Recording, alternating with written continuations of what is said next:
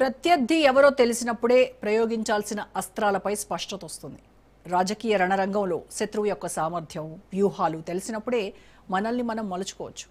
అందుకే నీ ప్రత్యర్థి ఎవరో తెలిస్తే నీ కెపాసిటీ తెలుసుకోవచ్చు అంటారు. కానీ కనిపించని శత్రువుతో పోరాటం చేయాల్సి వస్తే పరిస్థితి ఏంటి? తెలంగాణలో సీక్రెట్ ఫ్రెండ్షిప్ పాలిటిక్స్ను షేక్ చేస్తోంది. కంటికి కనిపించని ప్రత్యర్థులతో పోరాటం చేస్తున్నారు అన్ని పార్టీల నేతలు. ఎవరికి ఎవరేమవుతారో తెలియక సతమతమవుతున్నారు.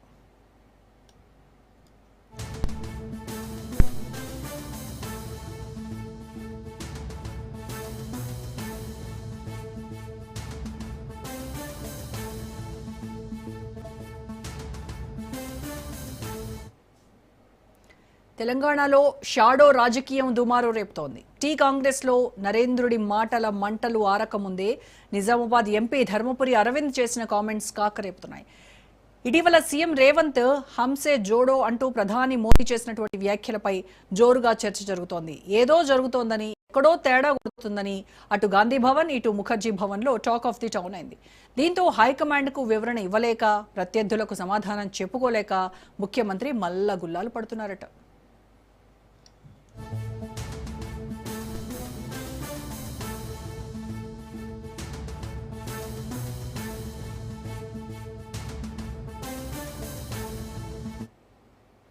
తాజాగా BJP MP Dharmapuri Arvind bomb పేల్చారు. పీఎం మోదీ, సీఎం రేవంత్కు ఏమన్నా లింక్ ఉందేమో అంటూ ఆయన అనుమానం వ్యక్తం చేశారు. అంతటితో ఆగకుండా కట్టర్ కాంగ్రెస్ లీడర్లకు అన్యాయం జరుగుతోందని సింపతి ప్రకటించారు.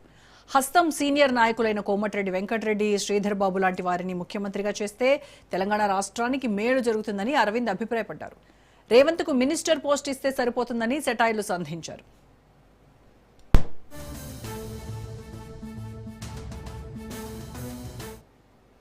ఎంపీ ధర్మపురి వ్యాఖ్యలపై కాంగ్రెస్, బీజేపీలో చర్చోపచర్చలు జరుగుతున్నాయి. రేవంత్ ప్రత్యర్థులైతే హంసే జోడో సీక్రెట్ బయటపడిందంటున్నారు.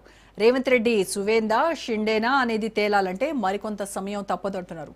దీంతో బెంగాలీ సువేందులా ఆయన పార్టీ మారతారా, మరాఠీ షిండేలా పార్టీని చీలుస్తారా అంటూ కొందరు బెట్టింగ్ కూడా కడుతున్నారు. తెలంగాణ కాంగ్రెస్లో ప్రక్షాళన ఖాయమంటున్నారు రాజకీయ విశ్లేషకులు.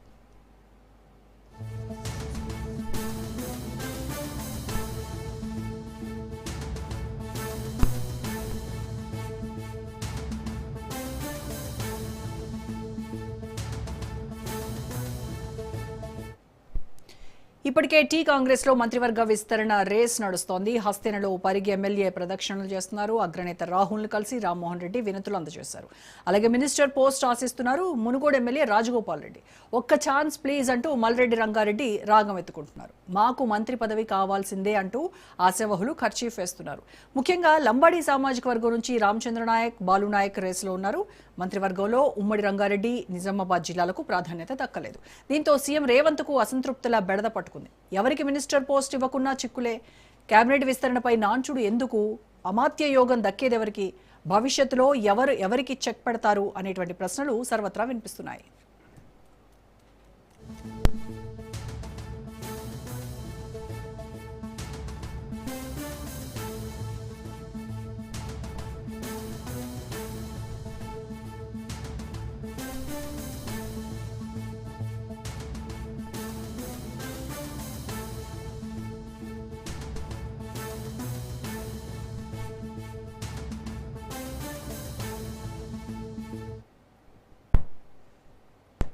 రైట్, ఇక ఇదే అంశంపై ఇవాళ మన డిబేట్లో కూడా మాట్లాడదాం. డిబేట్